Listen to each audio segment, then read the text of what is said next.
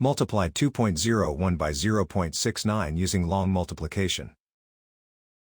For now, ignore the decimal points. Start with the rightmost digit of the bottom factor, 9.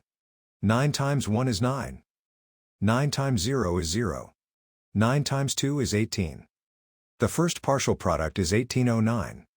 Now use the next digit to the left, 6. Start one place to the left. 6 times 1 is 6. 6 times 0 is 0. 6 times 2 is 12. The second partial product is 12,060. Now add the partial products, working from right to left. In the ones column, 9 plus 0 is 9. In the tens column, 0 plus 6 is 6. In the hundreds column, 8 plus 0 is 8.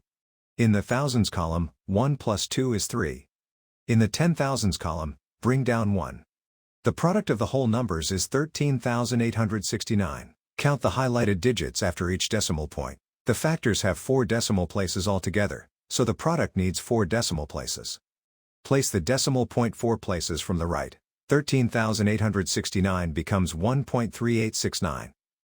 So 2.01 times 0.69 is 1.3869.